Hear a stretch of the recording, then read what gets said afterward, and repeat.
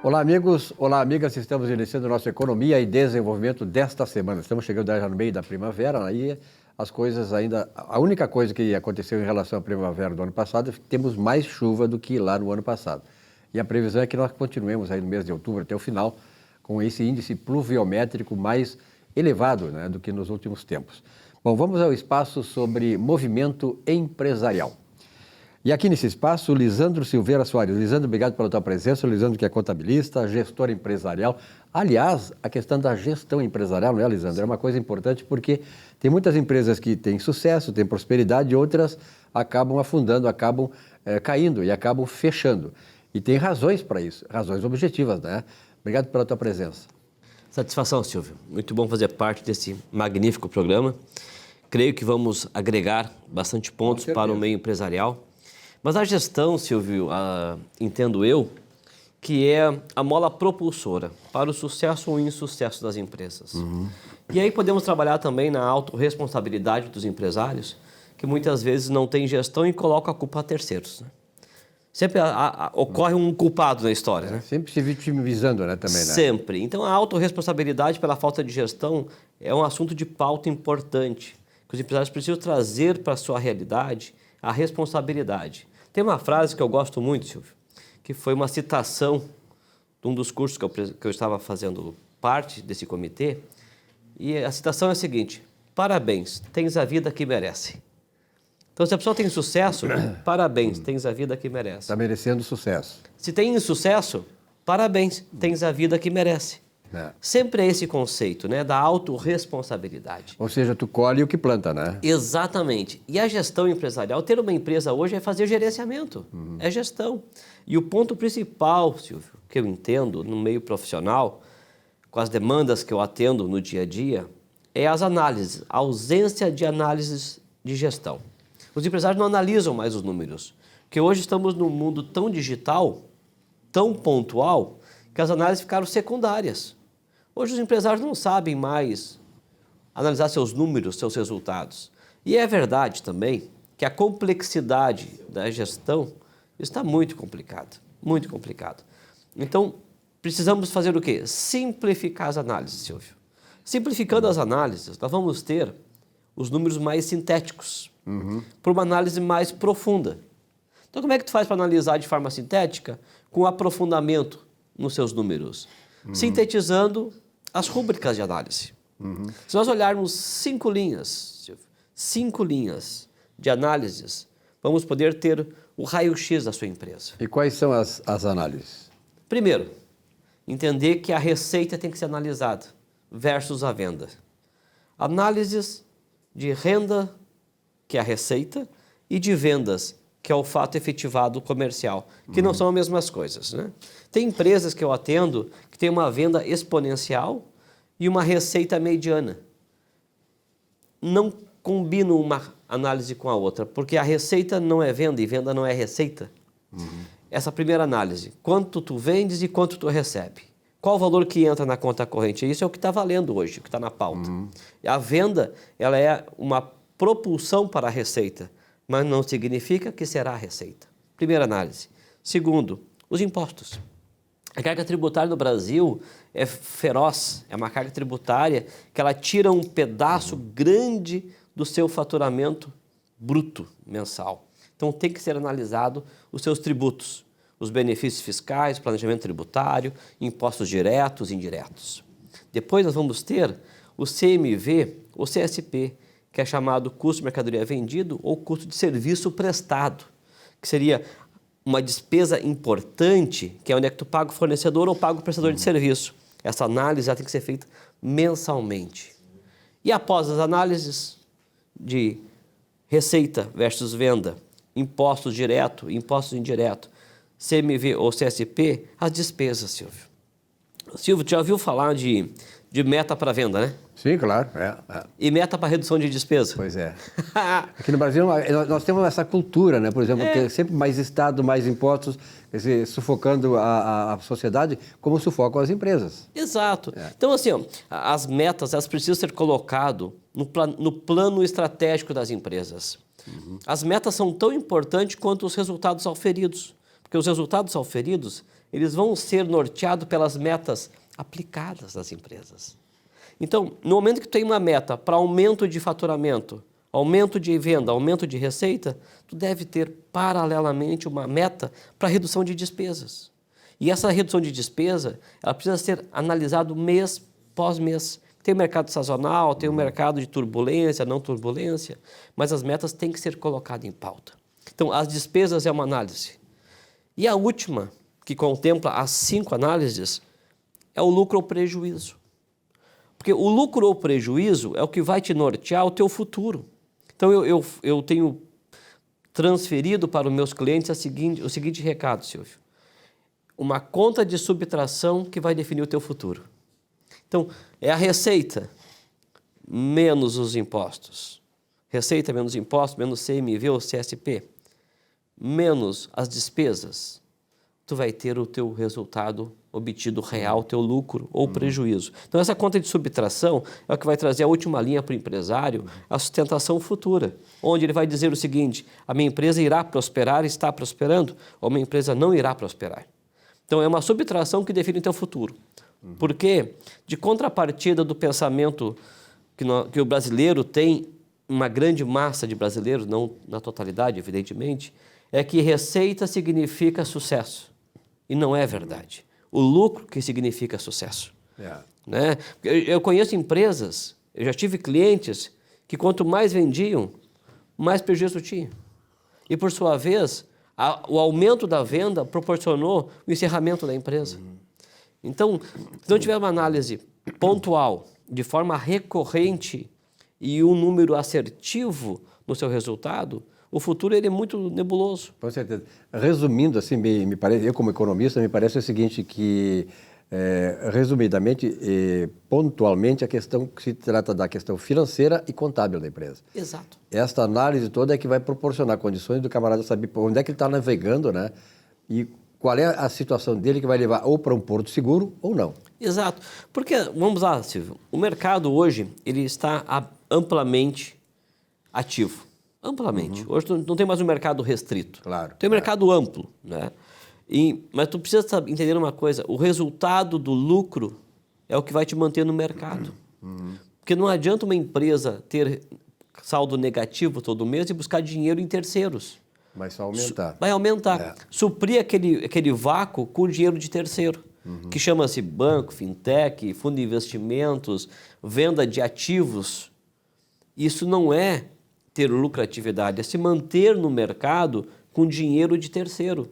No momento que vai poder manter a sua empresa com dinheiro próprio, é do lucro que é extraído. Lisandro, esse tipo de comportamento, quer dizer, de análise, ela vale para as grandes empresas, que natureza de mercado que ela atua, para as pequenas empresas ou para todas elas?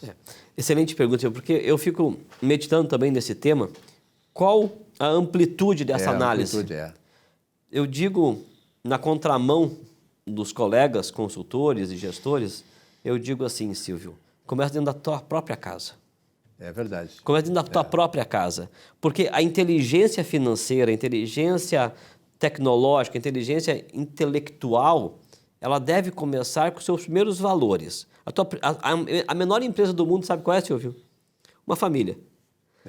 Não tem o CNPJ, mas tem ativo, tem passivo, tem despesas, tem investimentos, tem os formadores de receita. Tem receita, tem despesa. Tem aquela fonte de receita, tem aquela fonte de despesa.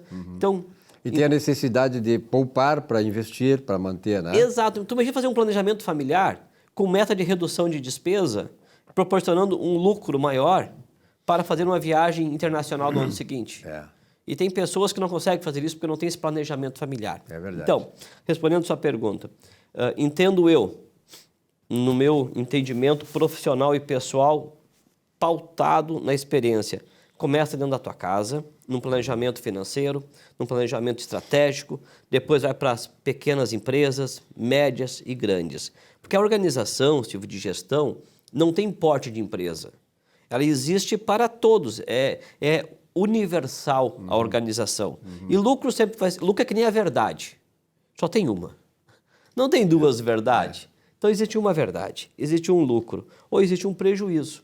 E muitas vezes o prejuízo se dá em cima de algumas inverdades, que seria um resultado ilusório. Perfeito. Certo? Lisandro, outra coisa é a seguinte, tu colocaste muito bem essa questão da família. Na verdade, a família é a base para tudo também, até para a questão da vida financeira, né, e profissional.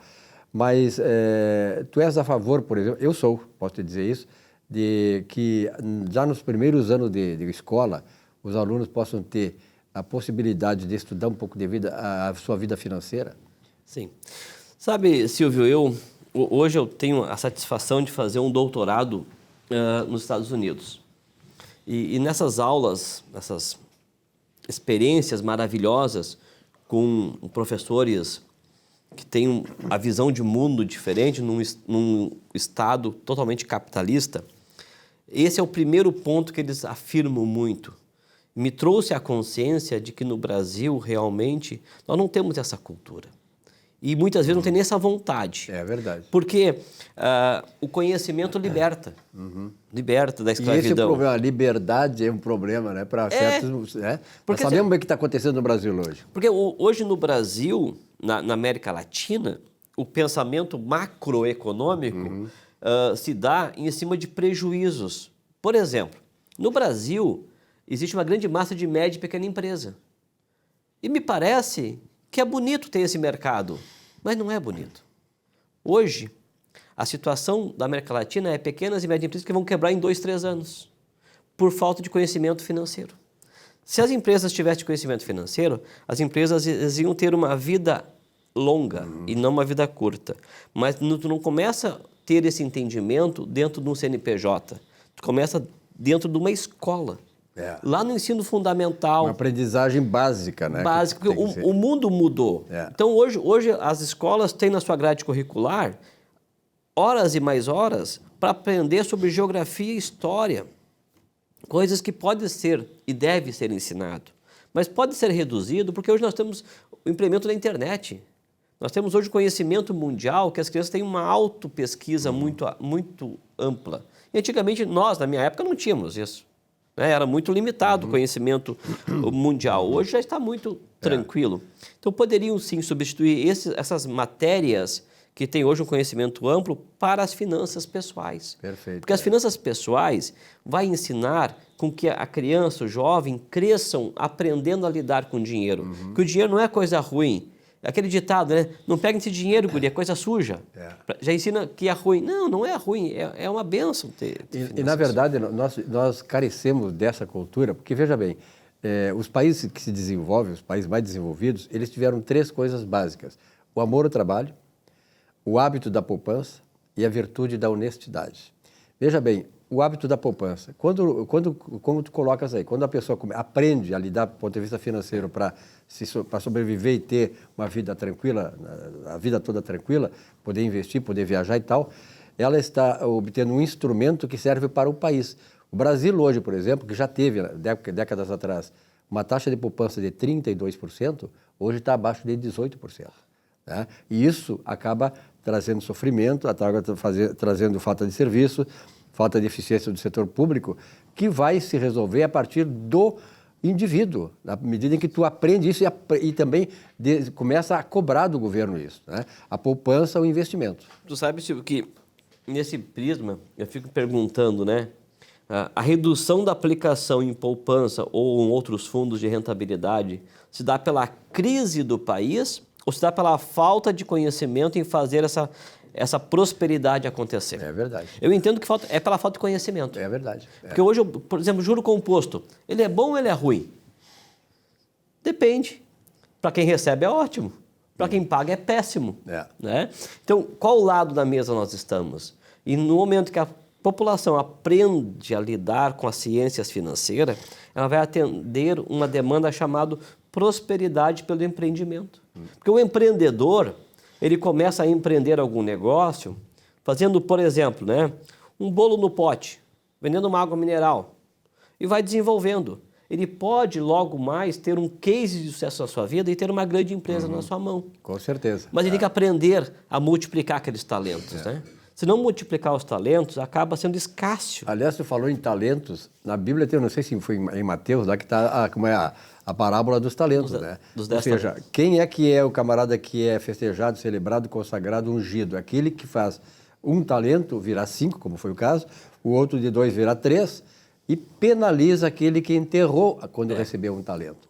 Quer dizer, o princípio é da prosperidade. Exato. Sabe que existem 2 princípios muito fortes na prosperidade, Silvio. 2 princípios que não dá para nós fugirmos. E nesse princípio, nessa belíssima obra bíblica, nos ensina que multiplicar e abençoar nos traz riqueza. É verdade. Né? No momento que a pessoa... É o princípio da riqueza. Exato. Porque no momento que tu prospera e tu abençoa, tu és abençoado. Tu és abençoado. E a avareza não permite isso, porque não é ensinado com princípios bíblicos uma vida pautada na verdade. E muito menos na situação ecofinanceira, porque o ecossistema, que é o que está em volta de nós, não ensina a nós sermos prósperos, porque o mundo não tem interesse nisso. Nem a parte governamental, nem a parte sociofinanceira. Porque qual é a vantagem dos bancos, Silvio? É pegar um dinheiro contigo, te pagar 0,5% e prestar para mim a 10%. O teu dinheiro é emprestado para um terceiro com super ágio. Quando a pessoa conhece a área financeira, conhece os seus princípios, isso não vai acontecer. E eu digo assim, quando tu conhece os princípios bíblicos, tu tem uma outra visão de mundo, né? Lisandro, olha, um papo está muito interessante. Vamos, claro, agora todo mês ele está, graças a Deus, consegui trazer o Lisandro aqui para dentro do programa. E quem ganha com isso não sou eu, quem ganha com isso é você, que vai ter, através dele, essas mensagens, esse conteúdo que é importante para nós ter uma vida saudável, uma vida próspera, porque é isso. Nós viemos para cá para termos vida e vida com abundância. Tá certo? Obrigado, Alessandro. Só um detalhe. Pois não. Abundância é ter mais do que tu precisa para ajudar o próximo. É, exatamente. Quando tu faz uma oração e diz, Deus, me dá tudo o que eu preciso, ele vai limitar o que tu precisa. Quando tu pede com abundância, tu vai ganhar o que tu precisa. E essa abundância, que é o extra, é para abençoar os outros, para daí tu ser abençoado. É um rio que quanto mais irriga, mais ele nasce na ferteza. É o dai e dar-se-vos-á em abundância. Em abundância. Lisandro, um grande abraço, até a próxima. Obrigado, querido. Deus abençoe. Olá, é de Martin Seligman, criador da psicologia positiva, a afirmação: é chegada a hora de revolucionarmos a abordagem da psicologia, concentrando a atenção no lado positivo da curva. A partir daí, vejam bem, nós ganhamos um poderoso recurso mental, ou seja, para direcionarmos nós mesmos se almejamos buscar a felicidade ou terceirizar isso, o nosso futuro, às idiosincrasias do destino. Assuma verdadeiramente o controle de sua mente já. Recondicione o seu cérebro e o treine a ver só o melhor acontecendo. Lembre-se, o seu desejo é uma ordem e irá prevalecer.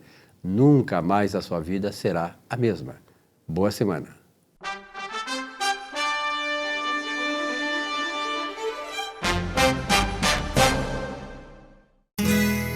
Ser gaúcho é preservar as tradições, é valorizar a educação e acreditar que um futuro melhor nasce nas páginas de um livro. É nossa tradição trabalhar duro. Temos orgulho do suor que escorre do rosto. Ele reconforta a alma e sedimenta uma vida digna. É nossa tradição valorizar o passado para desenvolver o futuro. CMPC Celulose Rio Grandense. Desenvolvimento é a nossa tradição. Já pensou em ter o seu próprio canal de TV corporativa, exclusivo e impactante? Somos a solução para empresas que desejam modernizar seus processos de comunicação. Solução Mídia Digital, transformando a forma como você se comunica.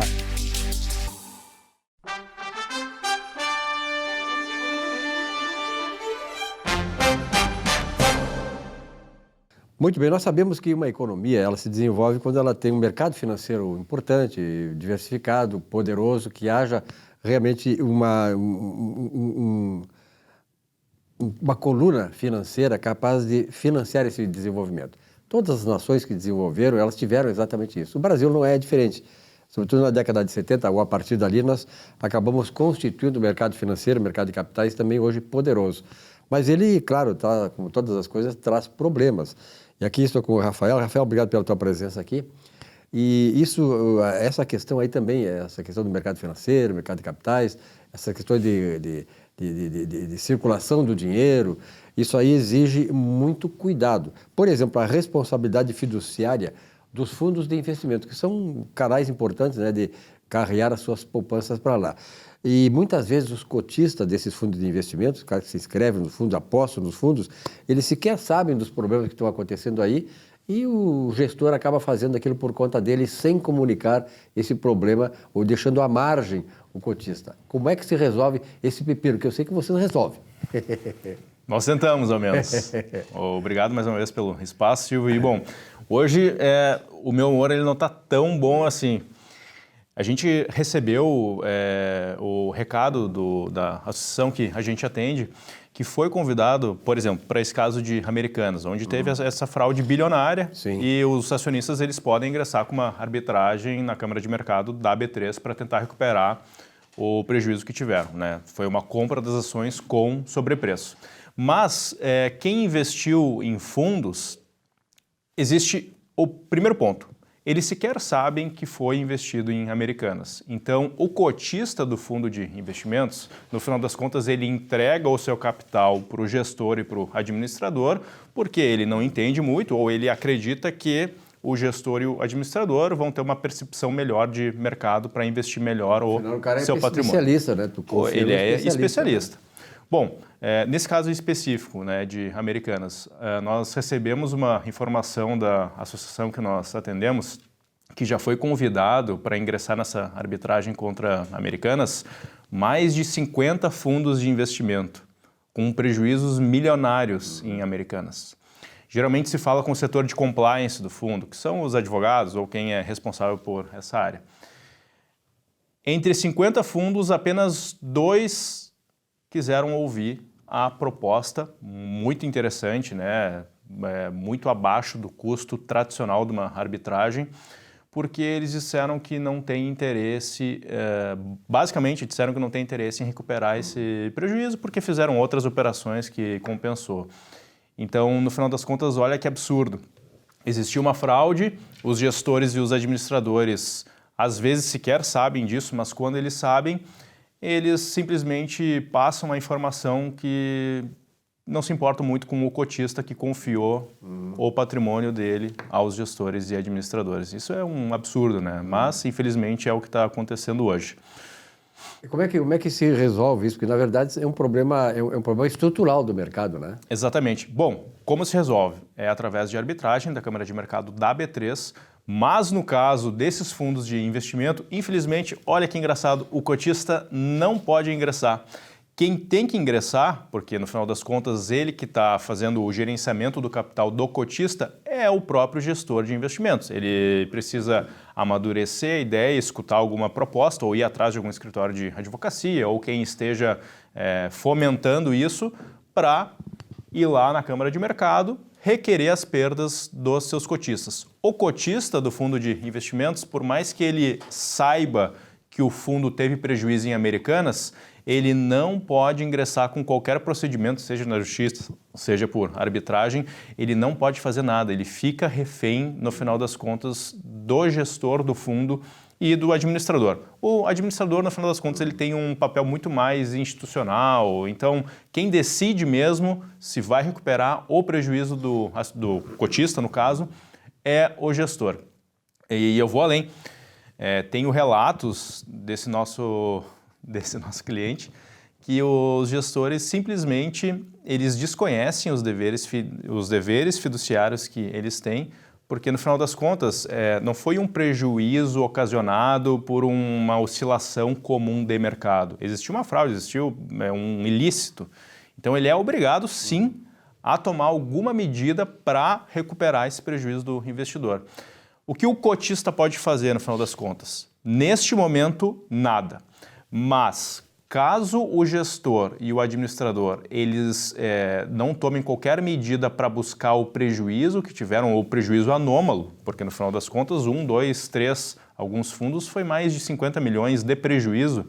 Se eles não fizeram nada e eles não, nos próximos 3 anos, que é o prazo prescricional que a gente entende que é o mais seguro, o cotista pode processar o gestor por falha no dever fiduciário. Então, o que deveria acontecer? O gestor, por conta própria, e novamente, né, voltando a essa associação que nós atendemos, eles fazem num formato que o custo ele é não é nem a metade do custo que seria se fosse uma arbitragem que é exclusiva. Mesmo assim, o gestor ele não se sensibiliza e ele não tem interesse em recuperar o prejuízo do seu cotista. Infelizmente é isso, é triste, mas é o que a gente está vendo que acontece no mercado hoje. Aí eu te coloco a seguinte questão. Eu sempre cito, porque na verdade o mercado, eu acompanhei o crescimento desse mercado, eu me lembro que naquele tempo se estimulava muito a pessoa a ir diretamente fazer o investimento, pessoa física, na Bolsa de Valores. Aí surgiram os fundos de investimento, que enfim, a forma de diversificar o capital, o fundo de investimento vai aplicar a sua poupança deixada ali em vários segmentos, várias empresas e tal. Mas eu vejo que há uma falha de fiscalização da CVM. Né? Até que ponto se pode corrigir isso por uma atuação mais forte, mais, digamos assim, mais justa da CVM? Infelizmente, eu tenho uma má notícia. Eu acredito que a CVM ela teria o poder de fiscalização nesse sentido, mas no final das contas ela não tem braço para fazer toda essa fiscalização de mercado que as pessoas... Porque no final das contas os investidores eles sempre entendem que alguém precisa resgatar eles do prejuízo que eles tiveram ou das falhas e no mundo ideal isso seria interessante. Mas eu acredito que isso se resolve, vai se resolver. Infelizmente, a gente fala, né, ou é pelo amor ou é pela dor. Né? Pela dor. Infelizmente, vai ser pela dor. Quando esses gestores começarem a ser processados pelos seus cotistas, aí sim eles vão dar conta de sentar, parar, analisar e verificar que eles precisam cumprir com os deveres fiduciários. A CVM poderia fazer alguma coisa em relação a isso? Com certeza. Mas a CVM, por mais que adote algum tipo de prática punindo esses gestores ou de fiscalização, de regulação do mercado, ela não tem o condão de reparar o cotista do fundo. Então, por mais que ela agisse de uma forma perfeita, ela não tem essa especificidade. Então, infelizmente... É assim, ou o gestor ele toma alguma medida, alguma atitude para recuperar o prejuízo do cotista, ou o cotista, infelizmente, vai ter que processar o gestor do fundo de investimento porque não teve nenhuma atitude correta no momento ideal. E eu vou além, fundos de pensão, né? Professores, funcionários públicos, tem muitos fundos de pensão que tiveram prejuízos em Americanas, IRB, CVC, todos esses casos de fraude. E a gente nós não visualizamos nenhum fundo, nenhum gestor brasileiro na verdade, quase nenhum gestor tomar uma medida condizente com a proteção do capital do cotista. Esse tipo de coisa, ele evolui, na verdade, eu sempre digo assim, a questão da educação. Né? A educação, não adianta você fazer uma educação se você não tiver ao mesmo tempo a punição. Você errou, tem que pagar pelo seu erro. E esse mercado, ele precisa, porque o cotista é a base de tudo. Na medida em que tu faz com que o cotista ele entre num desastre e se torne recuperável por má gestão, por uma série de questões que envolvendo o gestor, ele precisa recuperar essa confiança no mercado. E esse tipo de ação desses gestores é que provocam a decadência do mercado, o não desfrute, ou seja, a falta de credibilidade no mercado. Exato. Vocês têm um papel importante nisso, né? No final das contas, nós sempre tentamos proteger o investidor, de uma forma ou outra, seja ele cotista, seja ele debenturista, investindo direto. Então, nós sempre dizemos, né, nós somos investidores e advogamos para investidores. Então, nós entendemos qual é o calcanhar de Aquiles dos investimentos. No final das contas, para resolver um problema ou evitar, não é tão complicado assim. Agora, parece que, infelizmente, o mercado e quem detém o capital desconhece das medidas, né, ou das ferramentas que se utiliza para tanto. A gente vê muito gestores tentando bater alguma meta ou, enfim, tentando fazer muito relacionamento, mas no final das contas o que é o básico, que é proteger o capital do cotista, ao final das contas, se não tivesse o cotista, não existiria o fundo de investimentos, logo o gestor não teria papel algum no mercado financeiro. Então, a base de tudo é o cotista. Por que não se preocupar com ele se as ferramentas estão aí, se existe uma solução para isso? Então, infelizmente é isso. Estamos aqui para tentar corrigir, mas precisa de uma atitude ativa dos gestores e administradores em procurar uma solução para que esse cotista seja ressarcido de uma fraude escandalosa. Na verdade, aí o gestor ele acaba cavando a própria caveira do mercado e dele próprio, como profissional, né? Então é importante que haja essa consciência toda e entidades e instituições como vocês, o escritório de vocês, que acabem ajudando a fortalecer ou a recuperar, muitas vezes, a credibilidade de um mercado tão importante quanto esse. Rafael, obrigado pela tua presença. Até a próxima semana. Eu que agradeço. Um rápido intervalo, já voltamos com o nosso Economia e Desenvolvimento. Até já.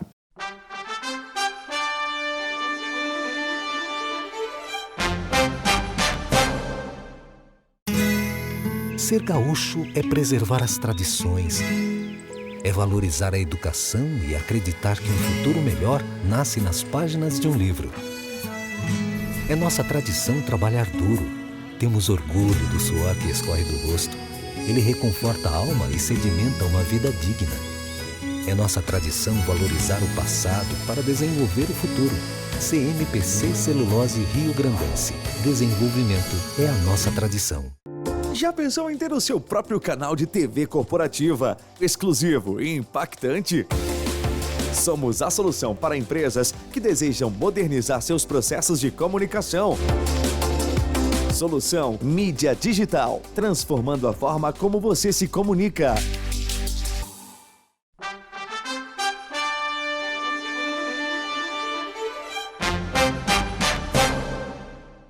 Olá, meus amigos e amigas. Hoje, dando dicas de direito, eu gostaria de falar com você, aposentado ou aposentado, que está prestes a encaminhar o seu benefício previdenciário. Antes de encaminhar o seu benefício previdenciário, o importante seria se você fizesse um planejamento previdenciário. Por que um planejamento previdenciário? O planejamento previdenciário visa a lhe conceder um melhor benefício, pois em razão das constantes e recentes alterações legislativas, por exemplo, a emenda constitucional número 103, alterou de forma drástica os benefícios previdenciários. Para tanto, sugiro que você procure um profissional, alguém que lhe milite e litigue no direito previdenciário para poder orientá-lo a escolher o melhor benefício, tanto na questão do tempo de contribuição e também no salário de contribuição. Isso é uma dica que nós damos para você não ser lesado quando encaminhar o seu benefício previdenciário à sua tão sonhada e esperada aposentadoria. Essa é a dica de hoje.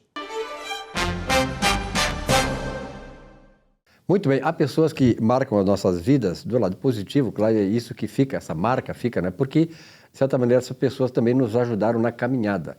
É o caso do professor Saul. Obrigado, faz tempos que o senhor não aparece aqui, Saul. Estávamos com saudades. É verdade, esse ano, por incrível que pareça, é a primeira vez, Silvio, depois de 5 anos juntos aqui no programa, né? A vida acaba nos levando para outros caminhos, né? E acaba tendo outras situações, mas eu sempre eu estava, essa semana quando nós conversamos, não, quarta-feira eu vou estar lá. Que beleza. E quando o cara começa a ganhar dinheiro, a agenda acaba também sendo recheada, né? Mas, Saul, falando em ganhar dinheiro e tal, uma das coisas que preocupa a todos nós, né? Porque, afinal de contas, falar em reforma tributária não é uma coisa abstrata, absurda, não. Diz respeito à vida de cada um de nós. Como é que tu está vendo essa reforma tributária? Silvio, a gente tem vivido a reforma tributária diariamente, né? Porque nós temos uma empresa de tecnologia que atua nessa área e vamos dizer assim, é um dos grandes pontos nevrálgicos de qualquer organização e da vida da gente também. Então, muitas vezes as pessoas nos perguntam, o que vai ser da reforma tributária, como é que vai ser o nosso negócio e tal. Bom, até 2026 não vai ser nada, certo? Até 2026 não vai acontecer nada.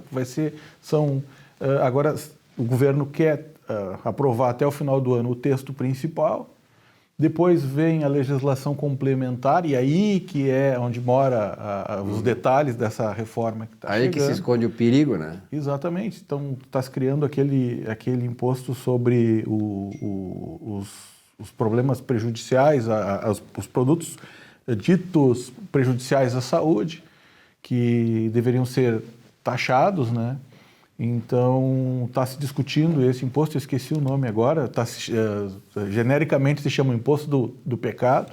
Tem o IBS esse? Não é o IBS. É o Imposto do Pecado, é o IS. Agora, tá. não me pergunta o que é o S, que eu esqueci agora, deu um branco. Daqui a pouco eu lembro. E esse imposto, ele vai ser regulamentado nas leis complementares até 2026, isso vai ter que estar pronto. É chamado ICP, não é isso? ICP, é isso aí. Não, é IS mesmo, é Imposto do Pecado que está se Então trabalhando. Inclusive, teve uma ação junto à Zona Franca de Manaus, acabou a bicicleta sendo, no estudo, né, sendo taxada, e aí complicou a coisa. Como assim uma bicicleta, né? Questão de prejudicial à saúde. E, então, essa legislação complementar é que está em jogo o que vai acontecer daqui para diante. Então, até 2026 não vai acontecer nada. 2026 e 2027 é um período vai ser um período bem conturbado, porque nós vamos ainda estar numa zona de transição com ICM, ISS, IBS, por aí vai, novos tributos e velhos tributos. E depois de 2027 até 2033 consolida toda a reforma. Então nós temos assim uns 10 anos, Silvio, pela frente, que nós vamos conviver com vários regimes tributários e coisas que não vão mudar, como o imposto de renda, como a contribuição social, né? Então o que eu posso dizer assim que a gente tem estudado? Ele vai simplificar? Vai. Mas até agora o que vai simplificar na nossa ótica é a fiscalização, vai ficar mais fácil para o governo fiscalizar. Também isso, né? Também agora, para a gestão das empresas, é difícil. Olha, os contadores, os advogados tributaristas têm um grande desafio pela frente. E o empreendedor nem se fala, né? O grande problema aí também, a gente tem entrevistado aqui de advogados, tributaristas, contadores, né? Tem um espaço de contabilidade aqui. É que as empresas têm um objetivo, fazer um produto. Esse é o objetivo final da empresa.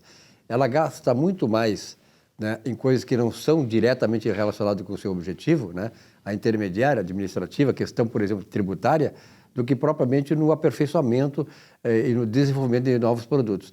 E isso é um peso muito grande para as empresas, né? Exato. Quando geralmente começa em Simples Nacional e por aí vai. Depois, quando começa a atingir algumas faixas do Simples Nacional, por exemplo, um supermercado que fatura ali 150, 200 mil por mês, que é muito baixo para um supermercado, ele já deve estar no lucro real quando chegar em 200 mil. E aí começa a complicar. Só que um supermercado, especificamente, se não tiver no lucro real, não vê dinheiro. Certo? De tão difícil que é o sistema tributário brasileiro. Outras empresas de tecnologia e tal, tem que olhar o produto, tem que ter uma estratégia em cima disso. E muitos empresários acabam não fazendo. Então, assim, qual é a melhor realidade para a minha empresa? O lucro presumido, o lucro real? Não é só uma questão de tributação, é uma questão de cultura organizacional também que muda. Muda o sistema de gestão, muda o controle, muda a complexidade do negócio. Então, o nosso país ele enfrenta um problema, assim, quando chega na faixa dos 5, 6 milhões por mês de faturamento, Silvio, por ano, 5, 6 milhões por ano, que dá na faixa de 300 mil, 300 e poucos mil, tu fica muito grande para competir com os pequenininhos que tu competia. E tu fica muito pequeno para competir com os grandes. Então, a reforma tributária, a princípio, não vai resolver esse nosso problema, né? Se não mexerem no Simples Nacional, que até então não está se vendo muitas mudanças, se não mexerem no Simples Nacional, aumentar o teto, por exemplo, né? 4 milhões e 800 está muito baixo. As questões dos créditos tributários para as empresas também deveria se pensar nisso. Tem estudos sobre isso, mas nada concreto ainda. Então, o empreendedor ele acaba sendo incentivado a não crescer nesse nosso sistema econômico. Ele não cresce para não ser penalizado, né? Esse é o problema, né? Exato. E aí ele cria um propósito negocial, quando ele começa a atingir um faturamento, ele cria um propósito negocial que não é bem visto, não é lícito, certo? Aos olhos da legislação, e a fiscalização acaba, então, punindo, que é abrir novas empresas do Simples, né? O Simples é um regime tributário com subsídio, ele tem incentivos fiscais para isso. E tu tem até um limite para ficar nele. Se tu começa a abrir várias empresas no Simples Nacional, trabalhando burlando o sistema, tu acaba incorrendo em irregularidades que depois tu vai acabar sendo punido por isso. Então, a reforma tributária tinha que mexer nisso. Né? E não vejo assim nenhum movimento concreto.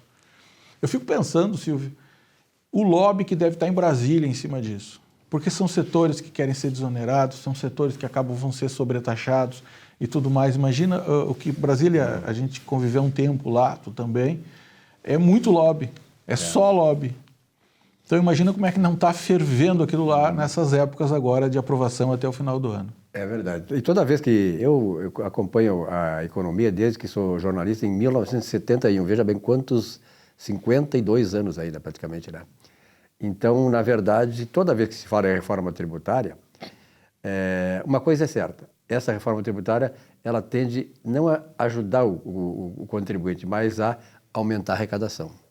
De uma forma ou de outra, sempre é isso. A gente sempre debate, né? A reforma administrativa, para a gente saber quanto é que custa o Brasil, deveria vir primeiro. Claro. Primeiro tu vê o na tamanho do empresa, Estado, ver qual é o tamanho do Estado que tu quer. Depois tu vê... Para financiar isso. Depois que tu sabe o tamanho da tua empresa, tu sabe quanto é que tu tem que faturar por mês para pagar a conta. Isso se valer o Estado também, né? Tu tem que saber, vamos ter que reduzir o Estado, porque aí eu vou saber qual é o valor que eu vou ter para manter esse Estado assim. Exato. Eu até escrevi um texto, uns 15 dias atrás, sobre a galinha dos ovos de ouro, né? E eu entendo assim que a galinha dos ovos de ouro são os empreendedores. E essa política do governo, Silvio, eu não critico ao governo, eu critico a essa política, ela está onerando muito o empresário, ela está trazendo muitos tributos, ela está...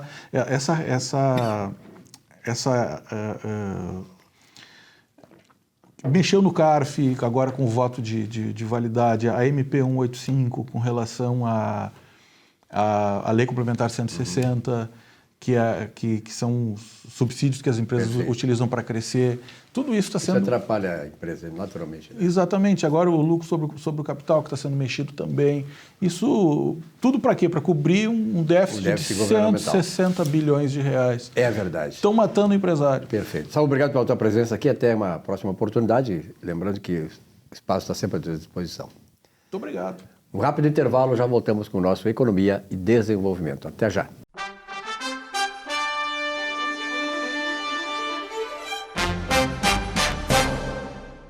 Caminheiros em romaria, com capelinhas nas mãos. Paz de Cristo, meu irmão, minha irmã. Estamos chegando perto da nossa 29ª Romaria das Capelinhas de Nossa Senhora. Com o lema deste ano, Corações Ardentes, Pés a Caminho. Por isso estamos aqui para convidá-lo a participar da nossa Romaria das Capelinhas, que acontece no dia 28 de outubro. Vamos nos reunir às 16 horas em frente à Prefeitura Municipal de Guaíba. As caminhadas já começam antes nas nossas comunidades das paróquias de Guaíba. No dia anterior, teremos então a nossa caminhada, que inicia às 23 horas no Bom Retiro, com a nossa juventude. Nós queremos fazer memória das nossas juventudes, trazendo presente o nosso sínodo em nossa igreja.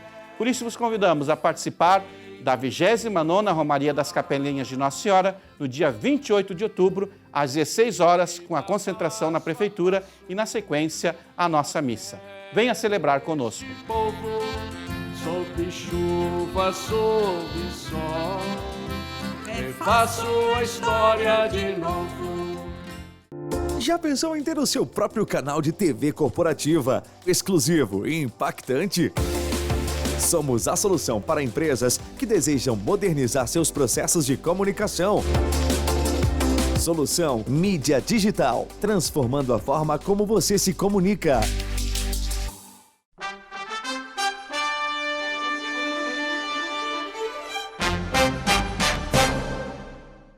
Muito bem, eu estou aqui com a Janaína Cruz, né, e a Vitória Oliveira. Janaína, prazer em tê-la aqui no programa. Fiz o convite há 15 dias e, graças a Deus, conseguimos viabilizar a tua vinda já hoje. É verdade. Prazer, Silvio. Muito bom estar aqui.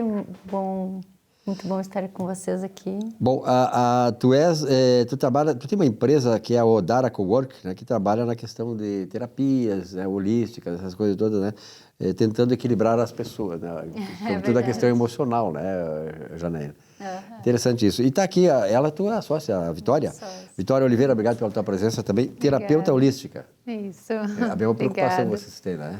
E é bom trabalhar isso, né? Para fazer o bem para as pessoas, né? Sim, e faço para nós também, né? Automaticamente. Tu fazer o bem para as pessoas já faz o bem para ti. Eu fiz uma entrevista agora há pouco aqui com a Úrsula e ela falou sobre a questão que eu chamo bens intangíveis, a gratidão, que ela lançou um livro, né? E tu falasse de fazer o bem. Quando a gente faz o bem, tu recebes em o dobro. bem.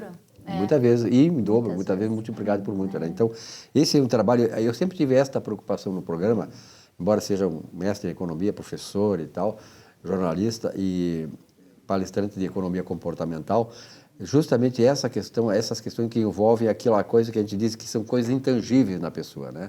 Por exemplo, a coisa mais importante que nós temos é o ar. Você não enxerga o ar. Sem o ar nós não respiramos, nós não temos vida, né? E esse trabalho que vocês fazem também é um trabalho que normalmente não é muito tangível, mas ele faz muito bem para as pessoas. Odara Cowork, qual é o trabalho que vocês fazem lá? O que é a Odara Cowork?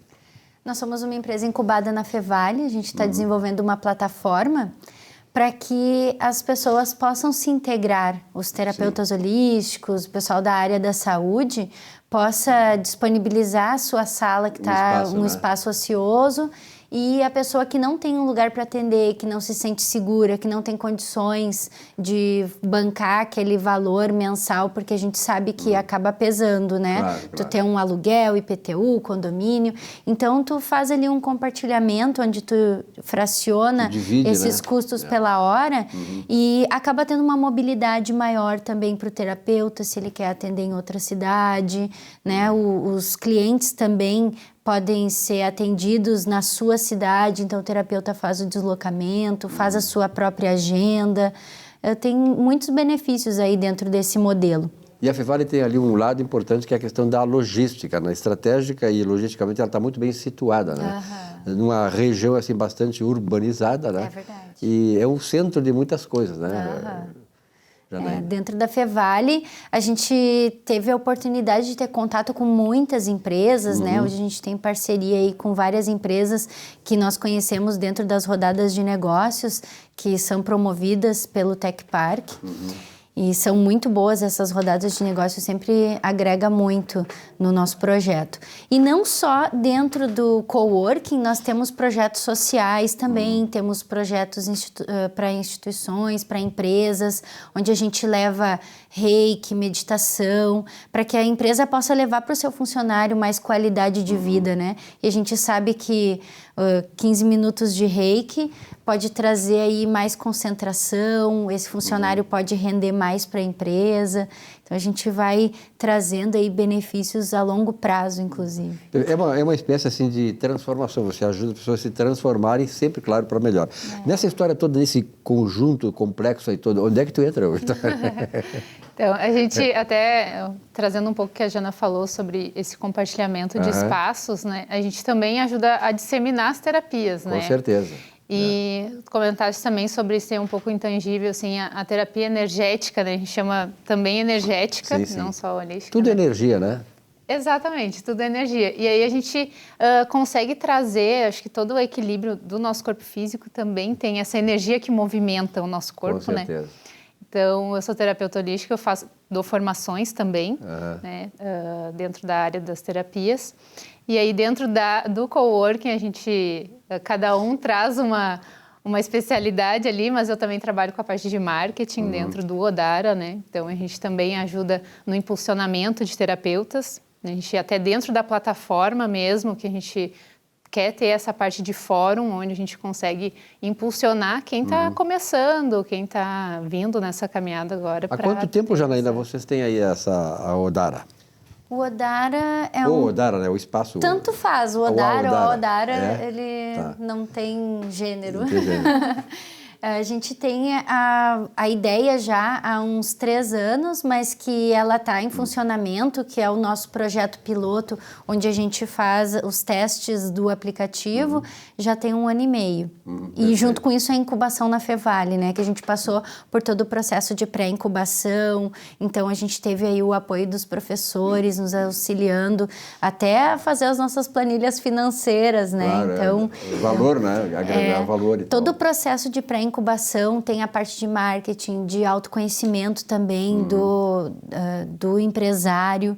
E depois a gente passou por esse processo 3 meses e aí fomos para a incubação. E agora a gente tem mentorias também, onde a Fevale nos acompanha mensalmente como a gente está evoluindo.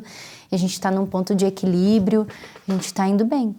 Legal. Eu sempre cito, já citei aqui com a Úrsula, a Universidade de Harvard dos Estados Unidos, ela criou uma faculdade da espiritualidade. Essas questões que envolvem tudo o trabalho de vocês, elas também elas estão englobadas dentro do processo de espiritualidade, que não tem nada a ver com religião, é a questão da tua unicidade com o universo, com as leis da natureza, de certa maneira. Como é quem é que busca para vocês esse trabalho? Quem é que normalmente busca lá vocês?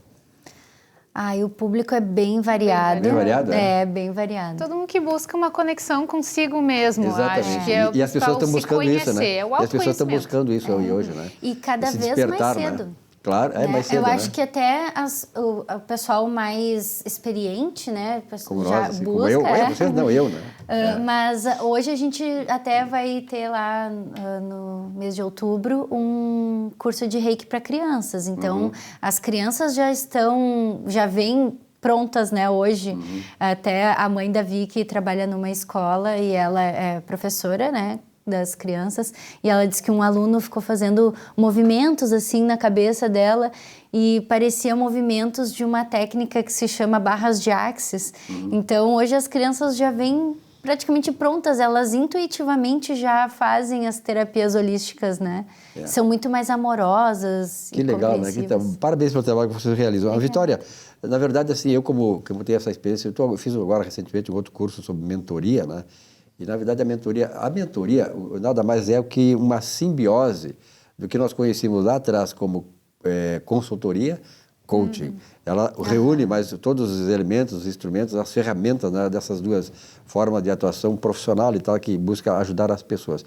E na verdade, vocês realizam um trabalho importantíssimo na área do equilíbrio emocional, né? Hoje nós sabemos hoje que vivemos num mundo muito tumultuado, complexo, problema de família desestruturada, as pessoas sem um norte para a sua vida e tal, e elas buscam exatamente isso. Então, esse trabalho que vocês realizam, parabéns, é um trabalho maravilhoso que busca fazer com que as pessoas sejam atendidas nas suas ansiedades e suas necessidades.